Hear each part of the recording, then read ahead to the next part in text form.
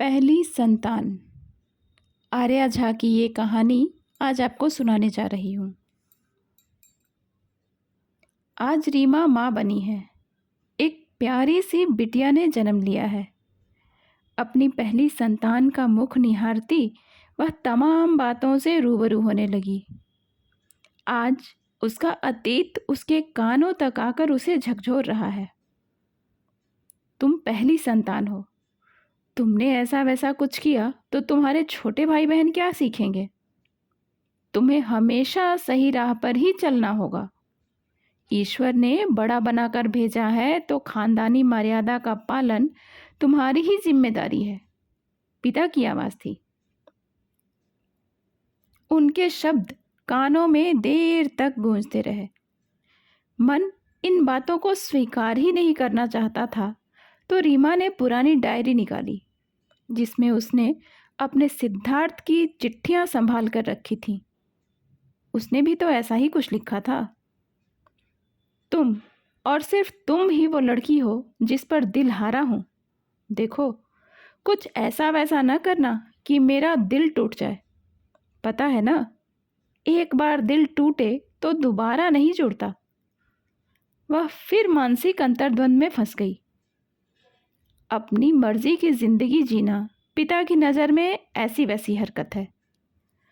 अपने पिता की बात मानना सिद्धार्थ की नज़र में कुछ ऐसा वैसा कर गुजरना है। सभी प्यार करते हैं मगर उनके प्यार के बदले में कुछ चाहते भी हैं। पिता मान मर्यादा का पालन तो सिद्धार्थ वफादारी चाहता है। वह किसी से कुछ नहीं चाहती, दोनों की खुशियां चाहती है। मगर अफसोस वह दोनों को एक साथ खुश रखने में असमर्थ है। उनके स्नेह ने उसे दोराहे पर लाकर खड़ा कर दिया था। वह किंग कर्तव्य विमूढ़ हो गई थी। उन दिनों मात्र 10 वर्ष की थी जब दो छोटे भाई बहन खेलते हुए आपस में लड़ने लगे थे।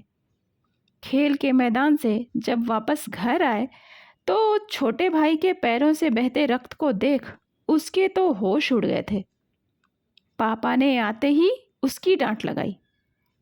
तुम नहीं देख सकती थी जब वह खेल रहा था? पर पापा, मैं पढ़ रही थी। उसके पांव से बहता खून तुम्हें अच्छा लग रहा है? नहीं। रीमा कांप उठी थी। तो सुनो, बड़े होने के कुछ कर्तव्य होते हैं। तुम पढ़ाई लिखाई बाद में करना, छुट्टियों में अपने भाई बहन पर ध्यान दो। ये बातें रीमा के लिए नई नहीं थीं। उन दिनों माँ अक्सर परेशान रहती थी। बच्चों का ध्यान रखना, मेहमानों का आना जाना, ये सब संभालते हुए उनकी सेहत नासाज रहने लगी थी। ऐसे में वह उन्हें कुछ नहीं कहते थे, बल्कि परिवार की हर छोटी बड़ी गलती उसके सिर मढ़ दी जाती। वह बड़ी जो थी। एक भाई 2 साल छोटा तो दूसरा 5 साल छोटा था। कभी कभी उसे भी यही लगता कि वो बड़ी ही क्यों हुई। इससे अच्छा होता कि छोटी होती। कम से कम बड़ी बहन माँ समान होती है यह कहकर इस्तेमाल तो न की जाती। खैर, जब थोड़ी और बड़ी हुई तब हॉस्टल भेज दी गई। साधारणतया बच्चे हॉस्टल जाने से डरते हैं, पर वह बहुत खुशी से गई। वहाँ उसे कम से कम 2 बच्चों की माँ बनकर देखभाल जो नहीं करनी थी। बंधनों से मुक्त वह काफ़ी खुश रहने लगी। पढ़ाई भी बहुत अच्छी चल रही थी। हमेशा प्रथम श्रेणी में उत्तीर्ण होने वाली जब यूनिवर्सिटी आई तो पहली बार उसका दिल सिद्धार्थ के लिए धड़का। प्यार हो गया था उसे। जब उसने इस संदर्भ में माता पिता से बातचीत की और उन बातों का यही अंजाम निकला कि बड़ी होने के नाते उसे अनुशासित रहना है, उसे उसकी मर्जी से जीने की इजाज़त दे दी गई तो सभी प्रेम विवाह की जिद करेंगे।